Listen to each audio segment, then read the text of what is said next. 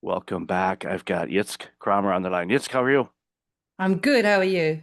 I am really, really good. Really looking forward to this interview. I've, had it on my books for a while, and I'm so happy we're finally here. So, why don't you share a little bit about you, and then we'll jump into the conversation. Sure. Go ahead. Go and Oh, start go ahead. about your Sorry, I background. thought. Yeah. No, that's all right. I like letting the guests say who they are instead of me Sure. doing it because it comes from your heart when it's from you. Yeah, So go it ahead. does. And it does. My work definitely does come from my heart. I'm an anthropologist, and I know that many people have no clue what anthropology actually means. And I do know that some people have some clue, and they think it's the quickest route to unemployment, which is a shame because anthropology is really about how do people shape cultures and how do cultures shape people. And that's my main focus. And then I apply that knowledge and skills into the business world. So that's why I call myself a corporate anthropologist, understanding how people shape workplace cultures and how those cultures shape people and what it means for leaders, because culture is not something you put on a slide or a mouse mat and a keyboard. It's really what people live and how the relations are shaped. So that's my main focus. Critically important work, and thankfully you entered into that world because we see it. We talked about it a little bit in the pre-show. It's like a lot of people are struggling, especially in the workplace, and there there's a lack of belonging in many cases that I see, some confusion, yeah, not, the vision of the organization is not clearly articulated enough where people understand why we're all here, and everybody has different definitions of it. I worked for an organization a while ago, and they had some outside facilitators. They were coming in to just kind of tweak some things. So they brought in some outside consultants, and they were all, asked the same questions, and the board of directors and the team. And they came back and they said, well, based on our results, there's 12 different companies here, and there's only supposed to be one. So we need to figure out, why there are so many varied differences on who we are and what we're trying to accomplish. And Mm, thankfully, that was helpful. But we see it all the time where, mm. all these organizations are being pulled in a variety of different directions because no one really knows, what direction we're supposed to be going into. Yeah. Yeah, it's really, if you think about it, why is it that you do? What's the reason for being?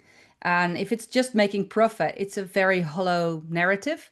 So people need more than that. So why are we here? What are we doing? What are we adding to the world? What are we adding to each other? And that's the true narrative. That's the story. Why are we here together? And that will the thing which binds people and makes them tick. Yeah, and it makes people, again, stay in organizations. And I think of a company that I worked for a quarter century ago, which I don't like doing that math, but that's when it was. But Mm, I fondly remember it because I we were all unified. It was a startup, internet days, .com birth.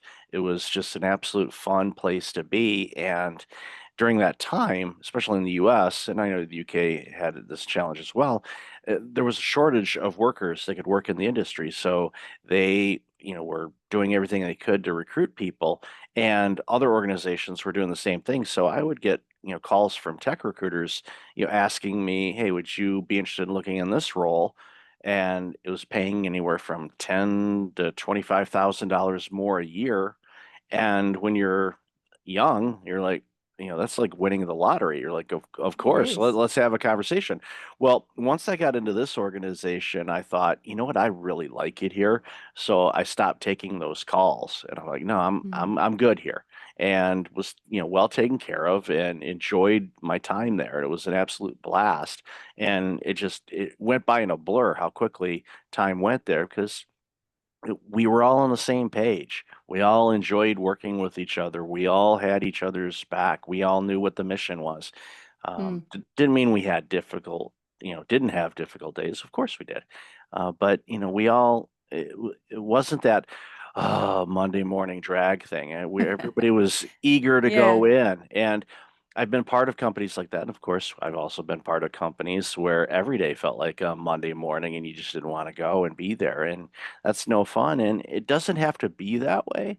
Because I've seen a lot of Absolutely not. organizations, and you know, the work you do, you turn around companies, and it's not like, okay, well, we're throwing out all the people and bringing in new people. No, it's the same people. You're just changing how they look at things. And Yeah, I think it's very important that people understand how people shape cultures. So that's my mission to really get that through to organizations, leaders, because if you think about it, nothing has meaning of itself.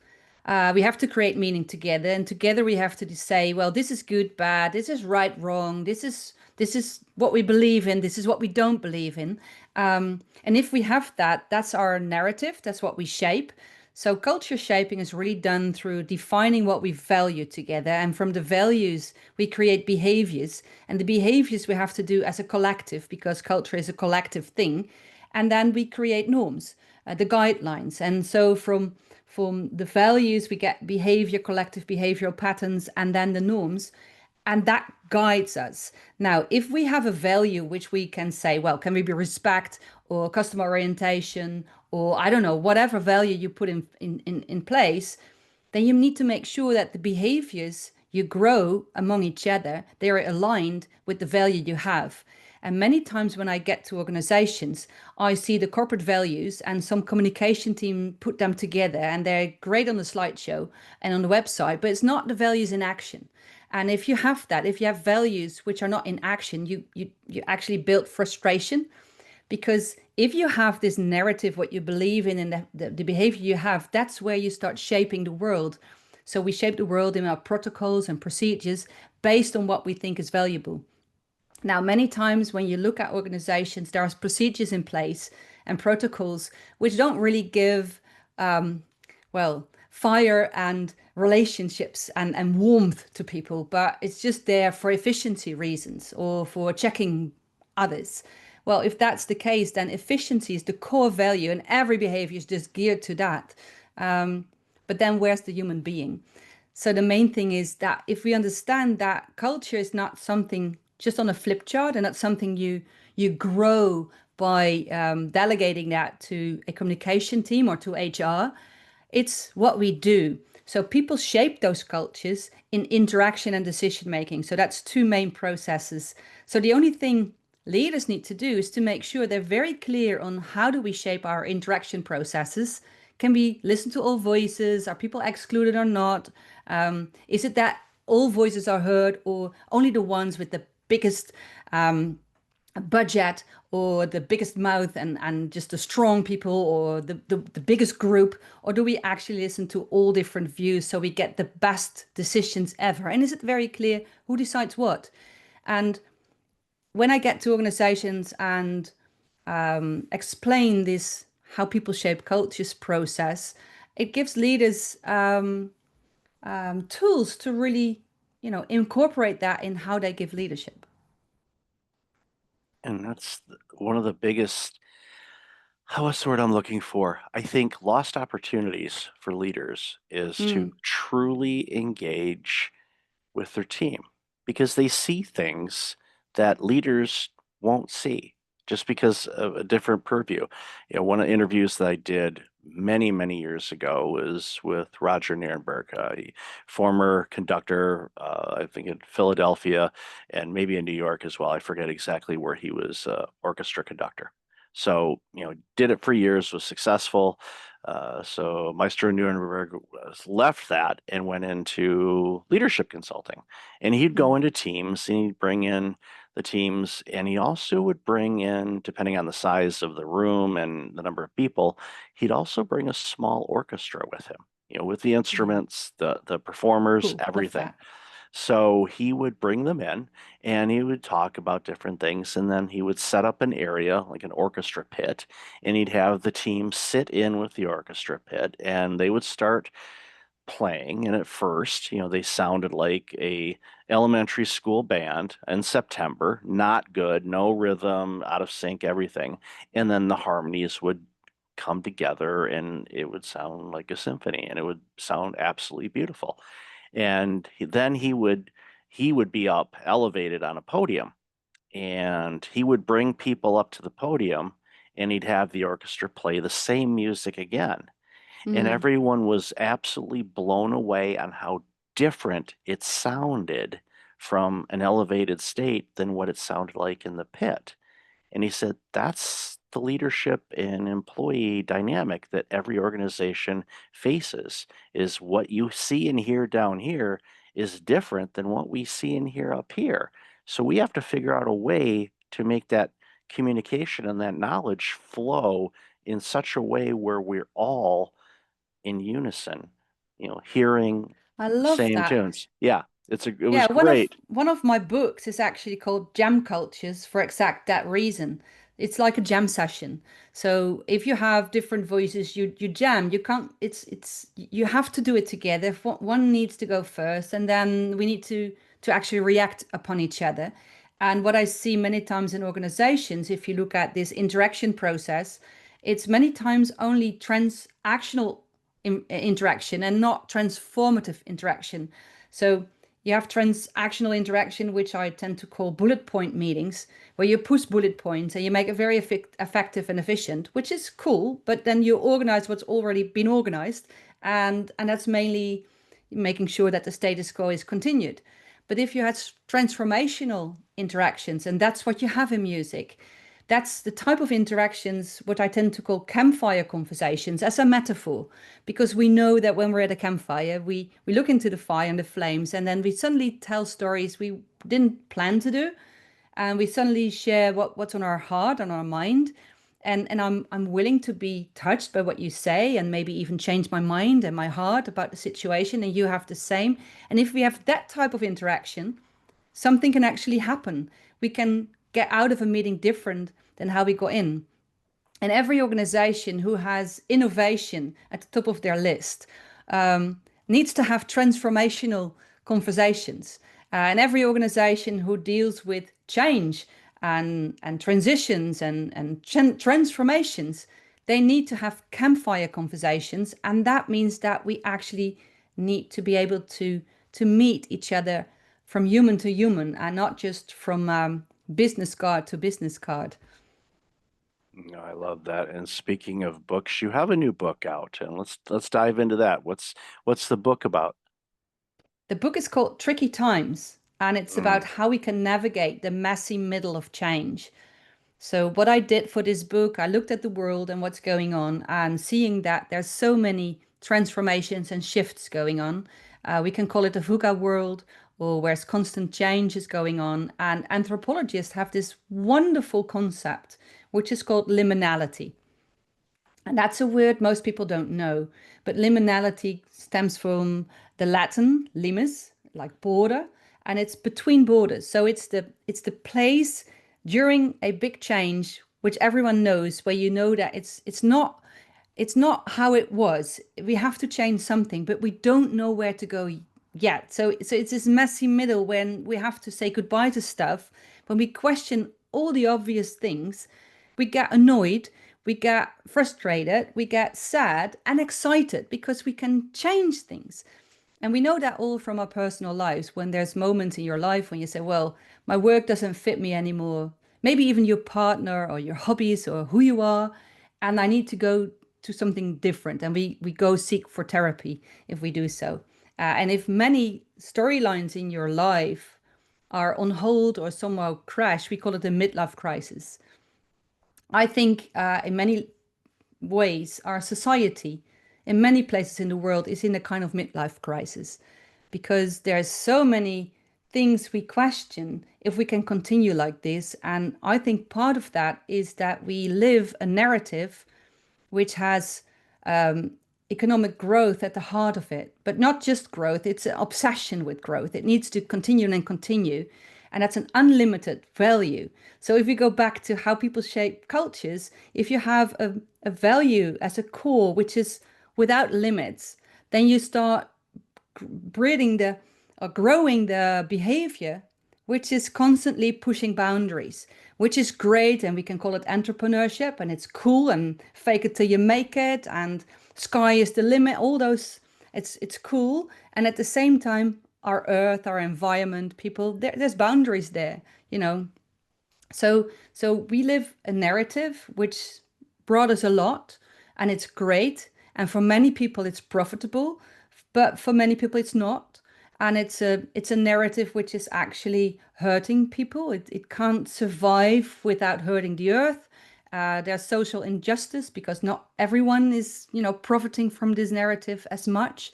And therefore, we see in organizations all these kind of tries to say, okay, we have to have the ESGs, or we have to make sure that we put humans first. So we have this slogans. But if you zoom into it, yeah, we want to have humans at the center only if it's profitable. So it should never, never hurt the profit.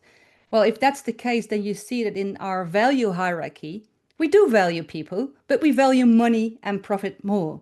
And that stress, that frustration, I think in more and more places people feel that, and that's where we are trying to get hold of a different storyline, and that's also where others who have who need that old story, they try to fight it. So what you see in liminal spaces and liminal times where we really transform our narratives, our behaviors, or where we spend our money on, or what we think is important, at those spaces, there is a certain amount of challenges we need to tackle.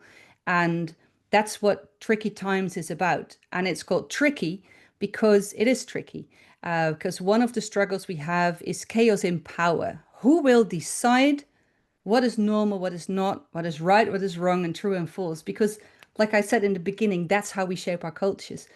So if we transform what we think is normal. We transform what we think is good leadership and where we spend our money on. And obviously, there is lots and lots of power clashes there.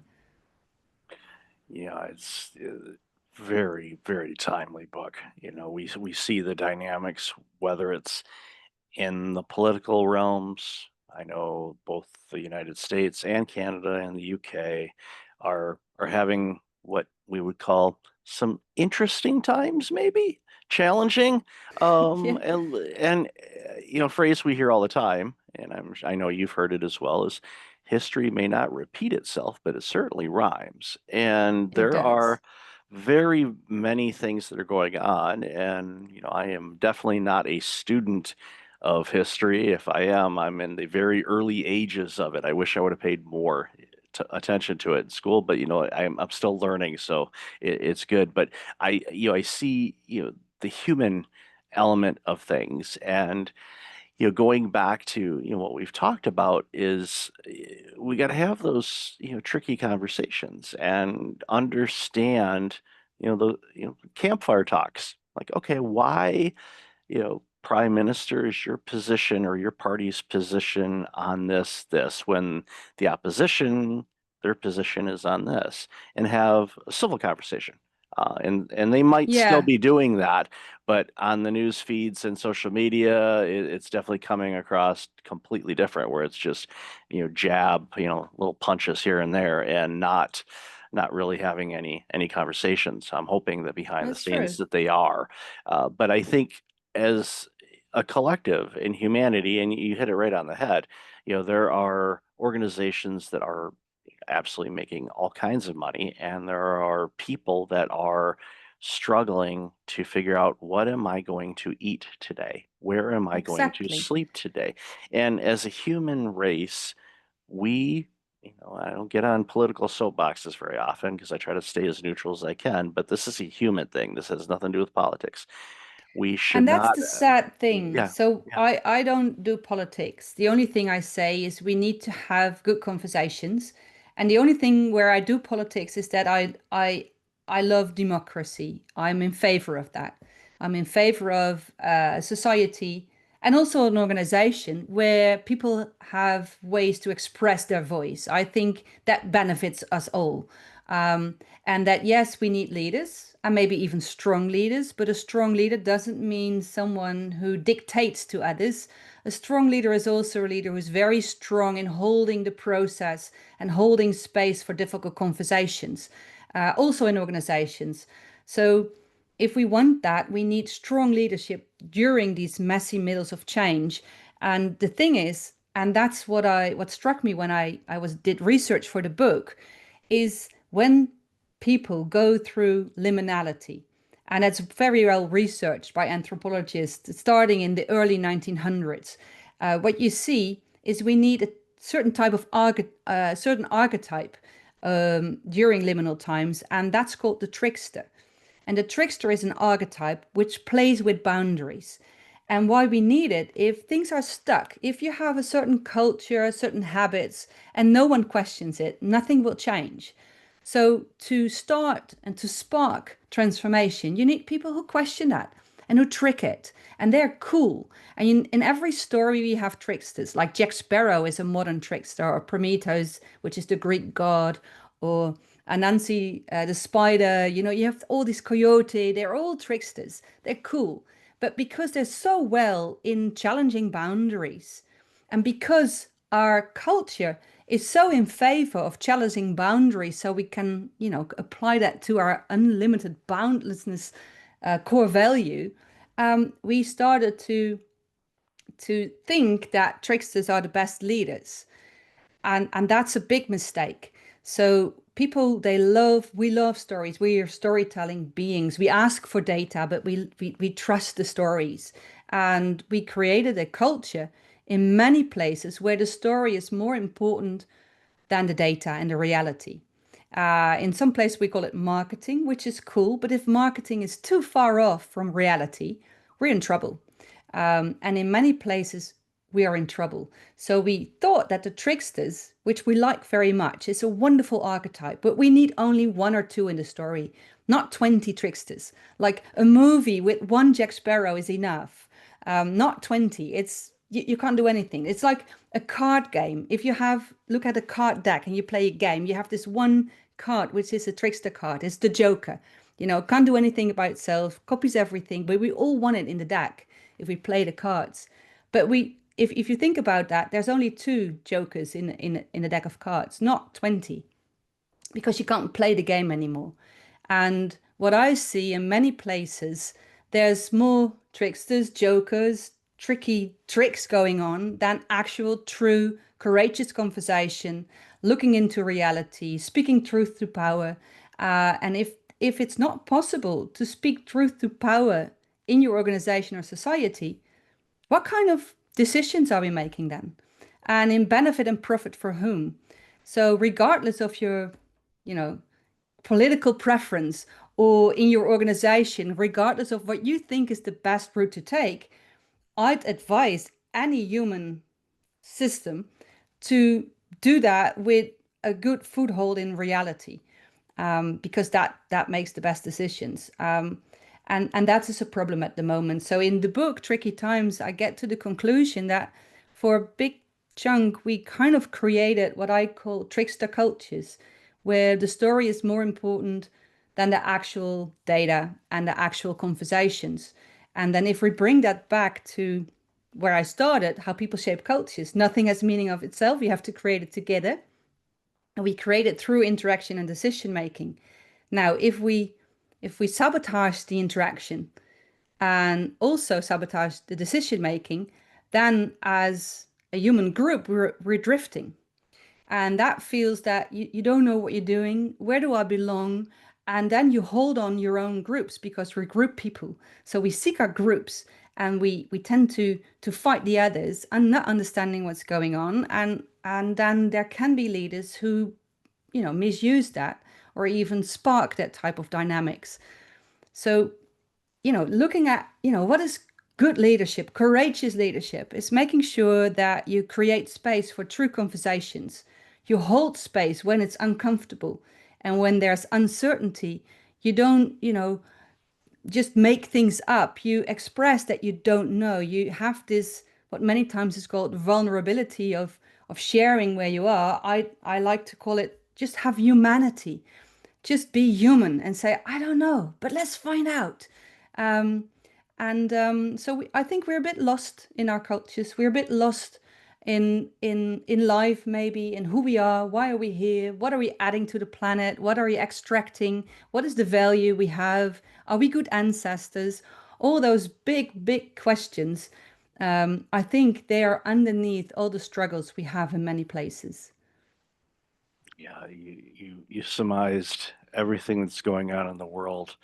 and so eloquently in this book. So love this conversation. Where can people find out more about you, pick up the book, and anything else you'd like to share? Yeah, well, you can all find me on LinkedIn.